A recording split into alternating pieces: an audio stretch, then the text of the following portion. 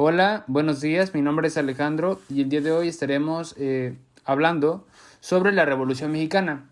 Incluiremos los temas del maderismo, régimen de Huerta, Convención de Aguascalientes y la lucha de facciones, triunfo del constitucionalismo y la Constitución de 1917. Bueno, mi equipo está conformado por Cris, Iván, Marco, Andrea, Fátima, Connie y yo, Alejandro.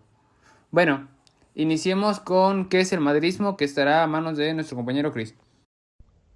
La Revolución Maderista y la Decena Trágica.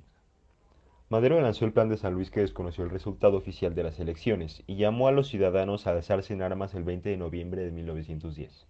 Muy pocos respondieron con exactitud al día fijado por Madero, pero en diversos puntos del país hubo grupos de personas que antes y después de la fecha citada se levantaron contra la dictadura.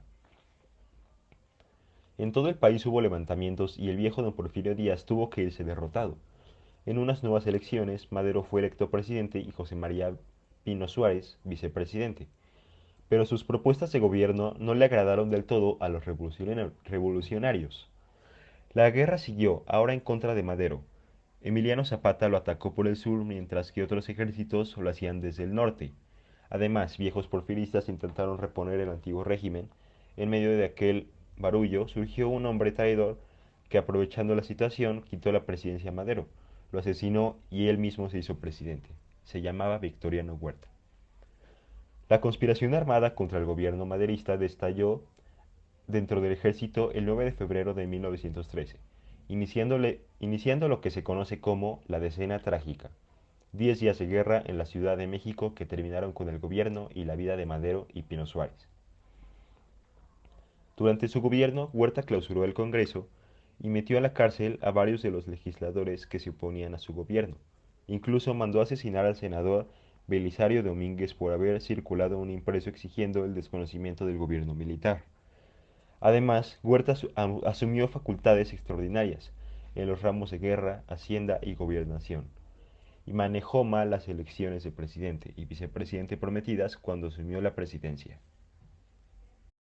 Ahora yo hablaré sobre el régimen de Huerta. Cuando Victoriano Huerta comenzó su mandato como presidente de México en 1913, este confiaba que la comunidad internacional reconociera su gobierno. Sin embargo, el presidente no podía haber previsto que los líderes de la revolución maderista se rebelarían en lugar de aceptar su gobierno debido a su participación en los asesinatos del presidente y vicepresidente. Quizás pudiera haber sobrevivido en esa oposición si Taft o Roosevelt hubieran sido elegidos presidentes en 1912, pero Woodrow Wilson estaba firmemente en contra de los líderes no electos, y Huerta se vio atrapado en un cambio de régimen, no anticipado en su frontera del norte, que echó por tierra cualquier esperanza de un retorno al pasado porfiriano. Convención de Aguascalientes. Al término de la Revolución Constitucionalista en 1914, las contradicciones entre las distintas facciones revolucionarias se manifestaron de manera radical. Es por ello que a fin de evitar una ruptura entre ellas y la consecuente guerra civil, se decidió convocar una convención donde estarían representadas todas las facciones revolucionarias. La sede de esta convención inicialmente fue en la Ciudad de México. Posteriormente se trasladó a la ciudad de Aguascalientes, que quedaba en medio de las áreas de influencia en los distintos grupos de pugna, villistas, zapatistas y carrancistas. El objetivo principal de la Soberana Convención de Aguascalientes fue que las diferentes facciones revolucionarias trataron de alcanzar un acuerdo para pacificar el país. Sin embargo, desde el principio derivó en la lucha por tratar de imponer la hegemonía y, unido a esto, un modelo político diferente. El 10 de octubre, en el Teatro Morelos de Aguascalientes, la convención se declaró con el carácter de soberana, por lo que nombró presidente interino al general Eulario Gutiérrez. El gobierno de Venustiano Carranza no aceptó someterse a los dictados de esta convención, ni lo reconoció su carácter soberano, lo que sí hicieron los zapatistas y villistas. Lo anterior aumentó la tensión entre los distintos grupos revolucionarios hasta que fue imposible llegar a un arreglo. De esta manera se desató la guerra civil o la lucha de facciones. La lucha de facciones hace referencia a los distintos grupos que se crearon en la Revolución Mexicana, que mantenían ideologías e intereses diferentes y que fueron los motivos de la prolongada lucha. Desde su comienzo, la Revolución Mexicana no tuvo un carácter homogéneo, sino que consistió en una serie de revoluciones y conflictos internos, protagonizados por distintos jefes políticos y militares que se fueron sucediendo en el gobierno de la nación. En agosto de 1914 se desintegró el huertismo y Obregón entró a la Ciudad de México, mientras que los ejércitos de Villa y Zapata, en una campaña que duró de noviembre de 1911 a agosto de 1914, no fueron considerados ni convocados para tomar las decisiones que restablecerían la paz y regresarían el país al orden constitucional. Ante esta situación y en cumplimiento del Plan de San Luis Potosí, los jefes militares convocaron a una reunión, la Convención de Aguascalientes, en octubre de 1914. El triunfo de los carrancistas o del movimiento constitucional encabezado por Venustiano Carranza se debió a distintos factores, ya que por un lado habría que señalar la mejor dirección militar y por otro lado la división del movimiento campesino ante las dificultades de pactar una sólida alianza entre sus principales dirigentes. Igualmente, también influyó como razón principal el que los constitucionalistas lograron representar al mayor número de grupos sociales, ubicados a casi todo lo largo del territorio nacional. Finalmente, lo que coronó su triunfo fue la proclamación de una nueva constitución política, el 5 de febrero de 1917 en la ciudad de Querétaro.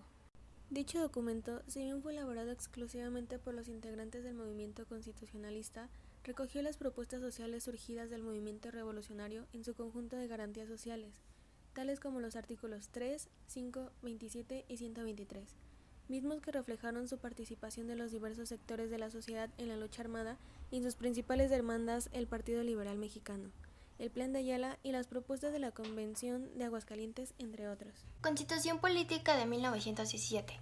Esta fue establecida para regir jurídicamente al país, la cual fija los límites y define las relaciones entre los poderes de esta federación, ya sea poder legislativo, ejecutivo y judicial, entre los otros tres órdenes diferenciados, que son el federal, el estatal y el municipal, y aquellos que son los más importantes, en este caso los ciudadanos.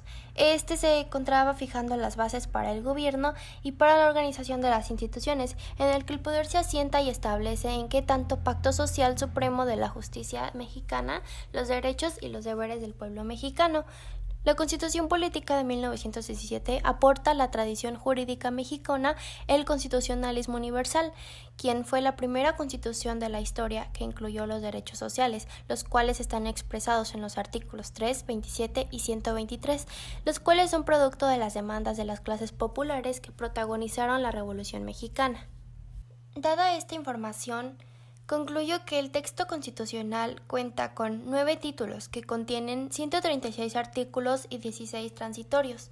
En este caso, el texto sigue los lineados clásicos de las doctrinas políticas al contar con una parte dogmática que abarca los primeros 39 artículos y en los cuales se establecen derechos y obligaciones, en gran parte contenida en los 98 artículos restantes, y que en total se define como la organización de los poderes públicos.